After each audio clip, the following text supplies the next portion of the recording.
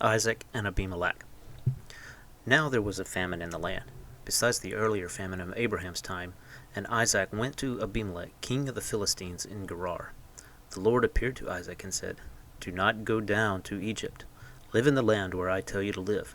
Stay in this land for a while, and I will be with you and will bless you.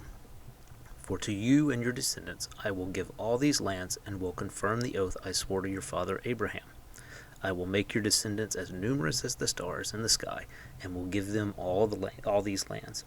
And through your offspring all nations on earth will be blessed, because Abraham obeyed me and kept my requirements, my commands, my decrees, and my laws." So Isaac stayed in Gerar.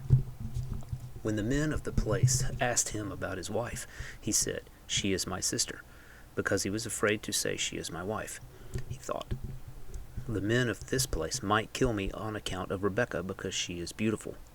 When Isaac had been there a long time, Abimelech, king of the Philistines, looked down from a window and saw Isaac caressing his wife Rebekah. So Abimelech summoned Isaac and said, "She is really your wife. Why did you say, 'She is my sister'?" Isaac answered him, "Because I thought I might lose my life on account of her." Then Abimelech said, "What is this you have done to us? One of the men might well have slept with your wife, and you would have brought guilt upon us." So Abimelech gave orders to all people, "Anyone who molests this man or his wife shall surely be put to death." Isaac planted crops in that land, and the same year reaped 100-fold, because the Lord had blessed him. The man became rich, and his wealth continued to grow until he became very wealthy. He had so many flocks and herds and servants that the Philistines envied him.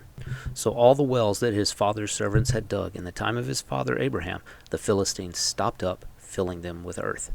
Then Abimelech said to Isaac, "Move away from us, you have become too powerful for us." So Isaac moved away from there and encamped in the valley of Gerar and settled there. Isaac reopened the wells that had been dug in the time of his father Abraham, which the Philistines had stopped up after Abraham died, and he gave them the same names that his father had given him.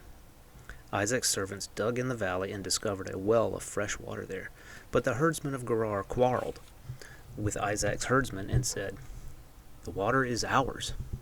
So he named the well Esek, because they disputed with him. Then they dug another well, but they quarreled over that one also. He named it Sitnah. He moved on from there and dug another well, and no one quarreled over it. He named it Rehoboth, saying, "Now the Lord has given us room, and we will flourish in the land." From there he went up to Beersheba.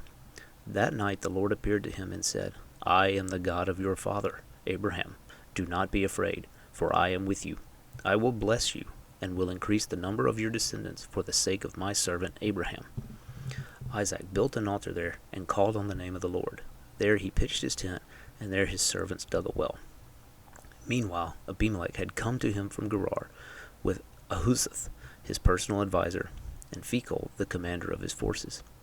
Isaac asked them, "Why have you come to me, since you were hostile to me and sent me away?"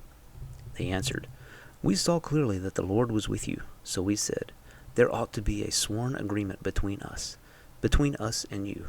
Let us make a treaty with you that you will do us no harm, just as we did not molest you, but always treated you well and sent you away in peace. And now you are blessed by the Lord.'" Isaac then made a feast for them, and they ate and drank. Early the next morning the men swore an oath to each other. Then Isaac sent them on their way, and they left him in peace. That day Isaac's servants came and told him about the well they had dug. They said, "We've found water." He called it Sheba, and to this day the name of the town has been Beersheba. When Esau was 40 years old, he married Judith, daughter of Beeri the Hittite, and also Basemath, daughter of Elon the Hittite. They were a source of grief to Isaac and Rebekah.